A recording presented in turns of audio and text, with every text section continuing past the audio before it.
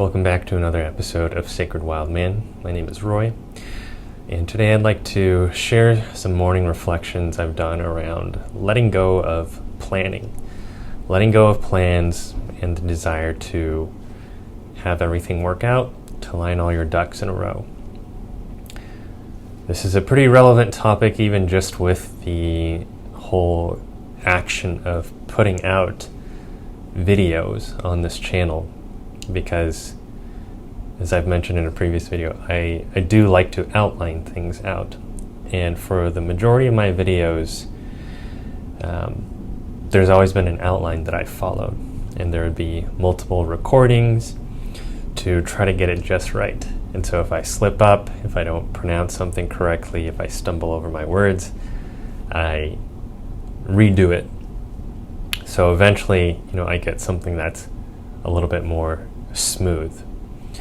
And, I've also noticed other people have a form where they just keep it all there, and then they might just do these little cuts.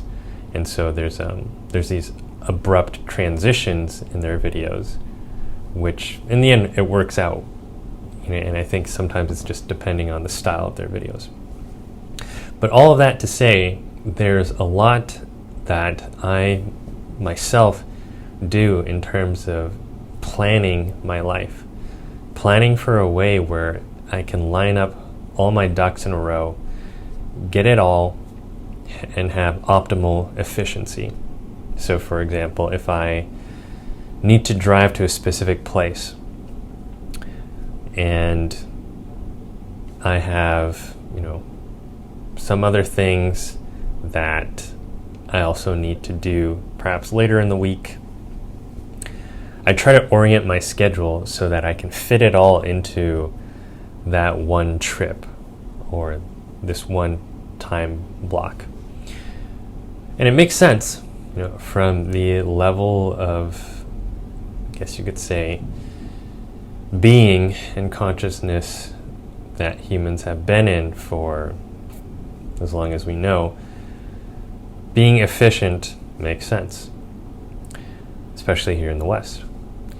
Being efficient, getting things done on our timeline, and kind of condensing it all together so that the idea is we'll have more time later.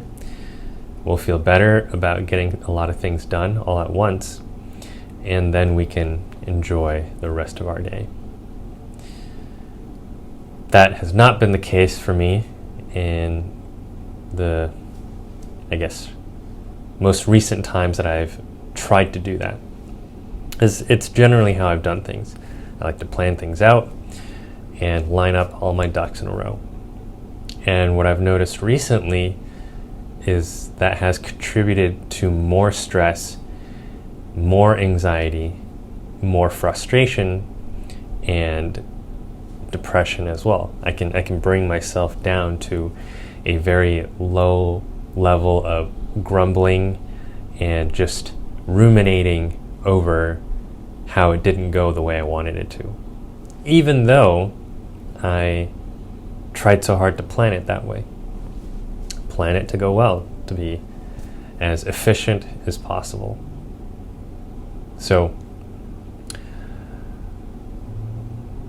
in this video, most of it will just be about some stories and lessons that I've learned from failed plannings, my own failure to demand that the world fit my timeline, my schedule, and then some recent insights, also inspired by a video that I watched this morning as part of a morning reflection, and sharing those with you for anyone else who might be experiencing something similar, that you can slowly perhaps begin to lean into the ability to let go of your plans, let go of something going as efficient or as optimal as you would like to think that it is in the structure and the plan that you have constructed in your head. So with that being said, let's see where this flows with all the notes that I have, the rough notes that I have.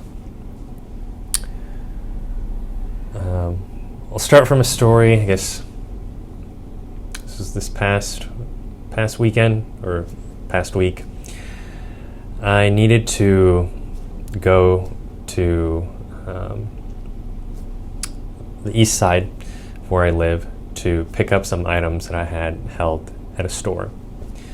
At the same time, I also had some books, some old video games that I wanted to donate at the same time. And it's like, okay, well, they're in the same place. It's perfect. I'll get them both done at the same time. And also had 2 Zoom calls that I wanted to make. And so as I was crafting this all in my mind, I was like, this should work out, you know. And so I set out a tiny bit behind schedule, but I thought, this should still work out. I have time.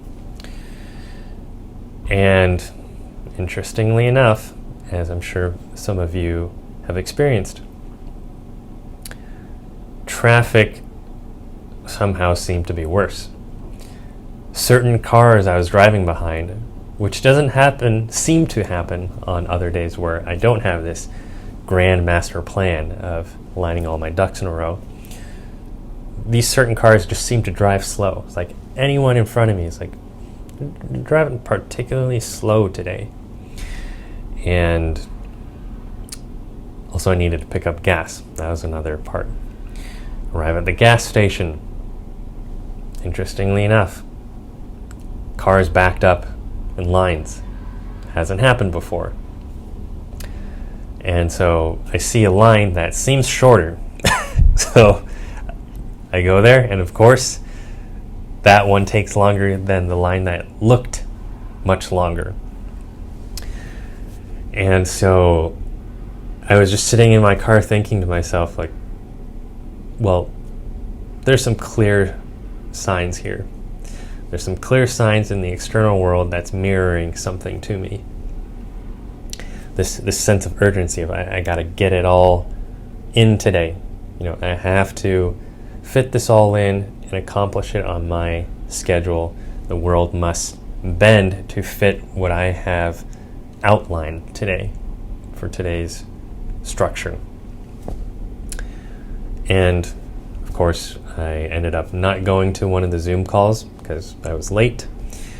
And 2 was for the Zoom call that I did have, I just didn't feel very present. And then also for the rest of the day, I felt rather cold, rather numb, and just not very connected, not very present here in myself.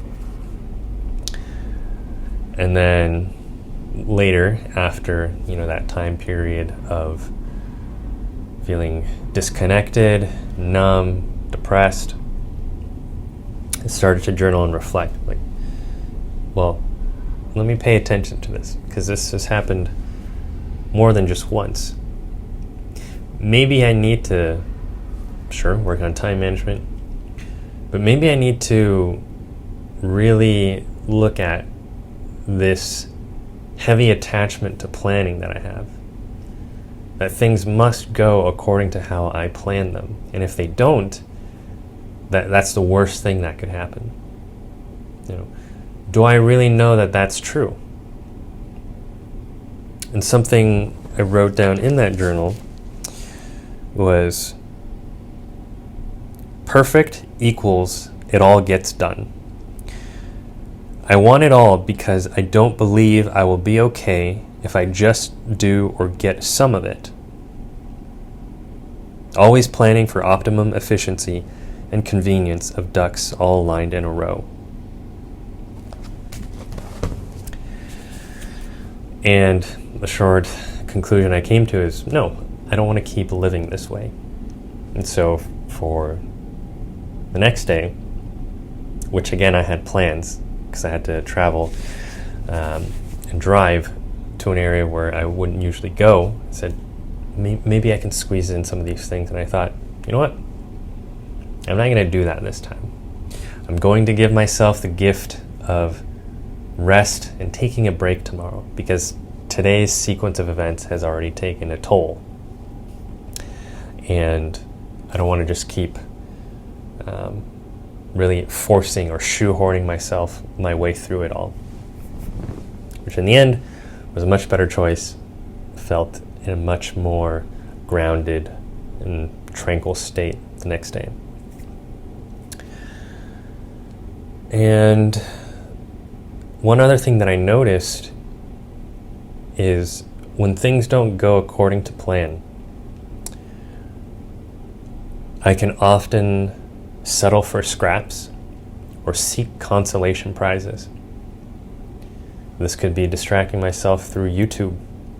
This could be eating food, right? Comfort eating. This could be just a whole host of things. And these things, I think, understandably so, are an attempt to soothe the pain of, it didn't work out. It didn't go the way I wanted it to. I had all these things planned, and of the 5 ducks that I had lined up, I got maybe 2. And you know what? Because I'm so attached to getting all my ducks lined in a row, it was supposed to go this way, I can't even be satisfied with the 2 ducks that I got today. So how do I account for that? Well, maybe I'll go eat some food, comfort food. Maybe I'll just watch YouTube videos for the rest of the day instead of being present with myself. You know, how do I feel? Being present with the disappointment, not bypassing that and saying, oh, I don't feel this. I'll just let go of this feeling. It's like, because you have to feel it in order to let it go. There's no just, I don't have to feel this feeling and it will disappear by itself. No, it stays until you feel it, release it, process it, and then you can shift it. So these consolation prizes, these settling for scraps, is also another indicator to myself of my own patterns of I am really attached to things working out a specific way for me. It must go how I've envisioned it in my mind. It has to. That's the best possible way for it to happen. It can't happen any other way than how I've crafted it here. But as I did these morning reflections today, as I looked back at this journal from last week on processing the disappointment from things not working out and realizing this pattern that's not really working out for me, I also recalled that there were times where I did things that weren't planned. And there was something positive that came from it. An example was my dad asked me to look after his sister's house one weekend, my aunt, and there's just a small thing he wanted me to check. He's like, oh, I heard like the alarms went off, and I just want you to check to make sure nothing has happened, like the camera or whatever, no neighbors reported anything. And I already had another friend check, but I just want you to double check. And I'm like, man, this is so annoying, right? You already had somebody check. There were no reports from anybody else. So maybe it was just like heavy winds from the weekend that did something. So you already have, some good evidence here that nothing wrong happened. And you still want me to check. And I decided, fine, I'll go check. I'll drive here even though I don't have anything else planned, right? There's nothing else I could do that day that I needed to do where I needed to drive. So to me, it was just a sense of there was a cost to me. It would cost me my time, my energy, and also gas that I otherwise wouldn't be expending. As some of you might be noticing, at least I'm aware of this myself, gosh, a lot of attachments, right, to comfort, to things working out the way I want them to. So I go and check, nothing's wrong. And I do decide to do something along the way. It's like, okay, well, let me go maybe just get some groceries here. That way it can feel like I didn't just drive all the way over here to confirm that nothing happened and then drive back. So still trying to find those scraps, those consolation prizes. But then I run into two neighbors who are out with their dogs. And their dogs ran up to me, lots of hugs and kisses and petting. And that actually really felt nice. And as I bid them farewell, walking to get some groceries, I thought, I wouldn't have experienced this if I didn't come here today.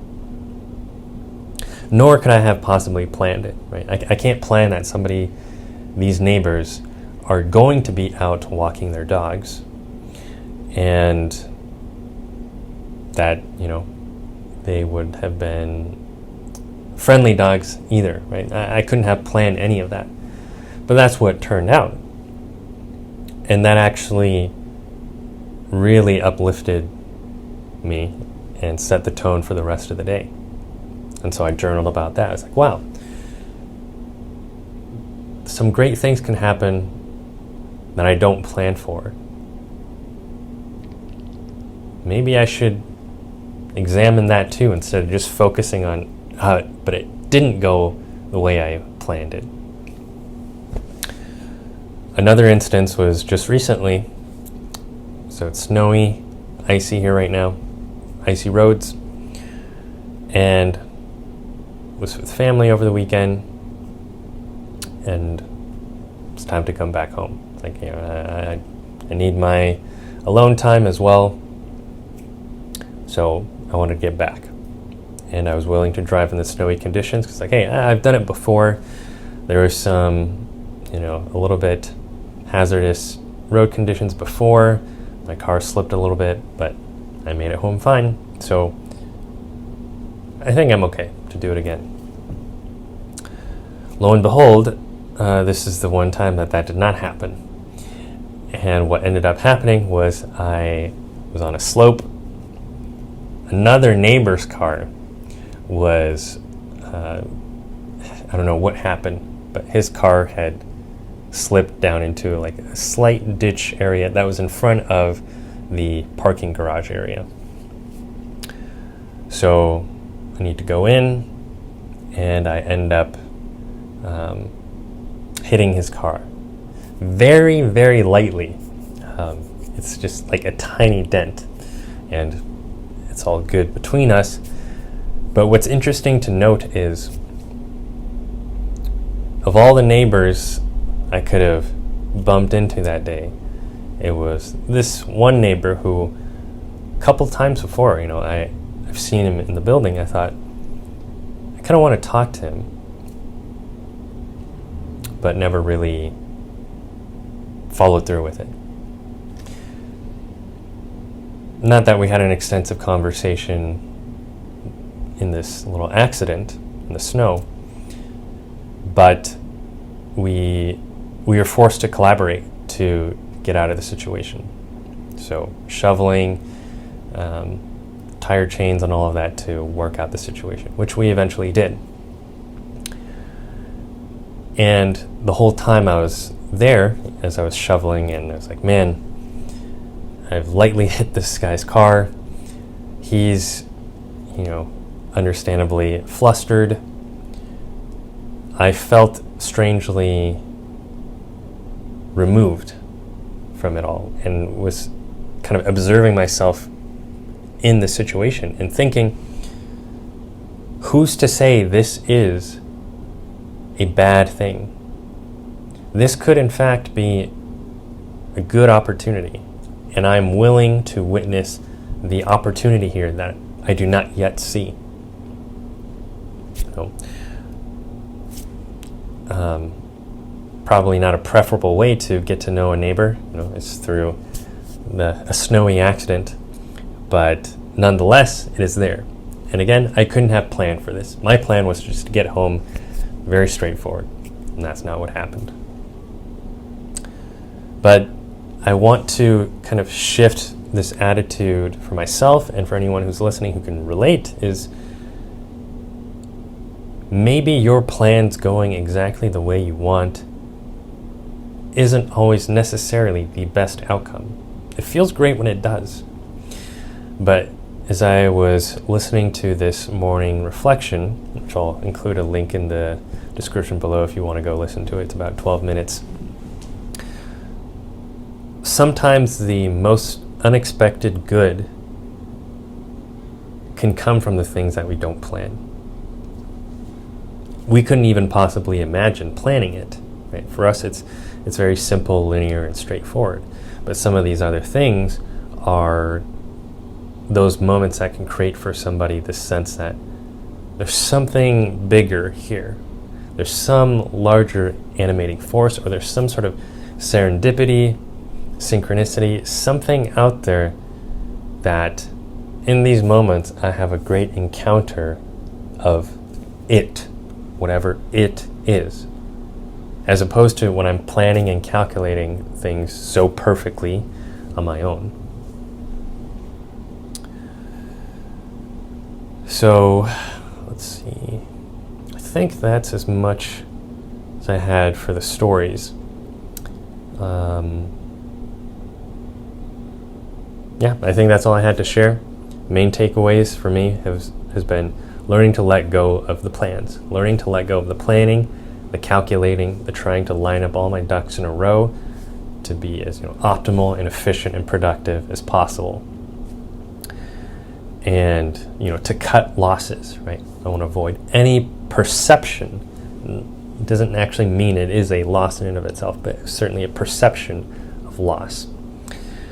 And I must shoehorn life to meet my demands.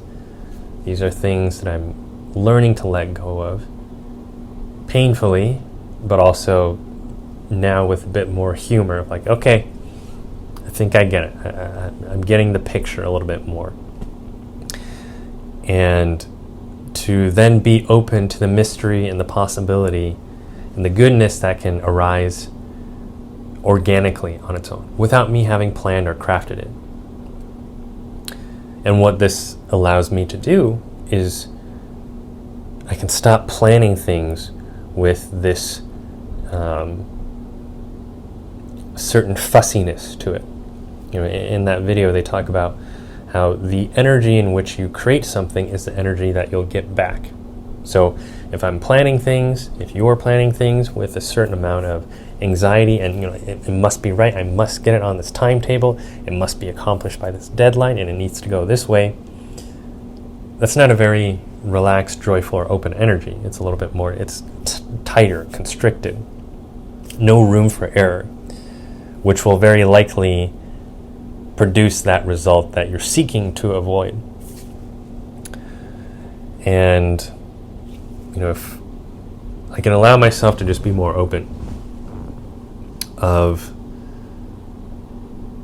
as a friend described it to me, you have a target and then you have your bow and arrow. I'm going for this result or this experience. That's what I want. And I shoot my arrow and let it fly. After you let the arrow go, there's nothing else you can do but to watch it fly. It may hit target and it may go completely off. But in that moment you've let your arrow go, you're in a moment of witnessing and just being open to what happens. And then maybe you can realign your sights and you can try it again, if it's very much something that you want to continue to aim for. But I really like that imagery because it leaves an openness for witnessing and letting go. Literally letting go of the arrow. Right? It's not this tightly, you're grasping, it's like, I need to get this arrow in the bullseye. It's like, okay, well, let me see. This is my best effort right now. Let's see where it goes. And this kind of ties into all the past two videos I've done. It's like this being able to let go of the suffering mind, the attached mind, and be a more open witness to things. which it's still throwing me for a loop. You know, in certain phases, this can make sense, and then you hit another stage of your own evolution or emergence, and again, you have to learn it again. You know, it seems like there's these stages that keep happening.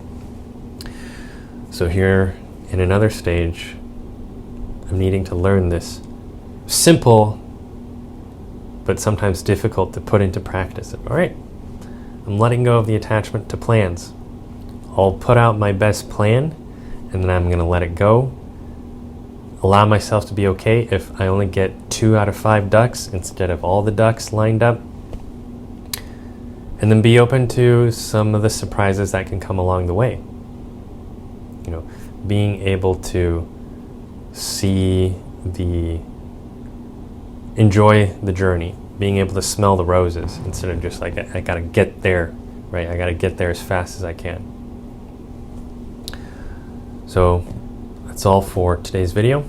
If any of you can relate or have some stories of your own that you would want to share in terms of how planning something out, maybe it worked out, and other times where it really didn't work out, and then times where you couldn't have even planned something and a great surprise emerged for you. I would love to hear any of those stories that you have to share. That's all for today, and I will see you in the next video.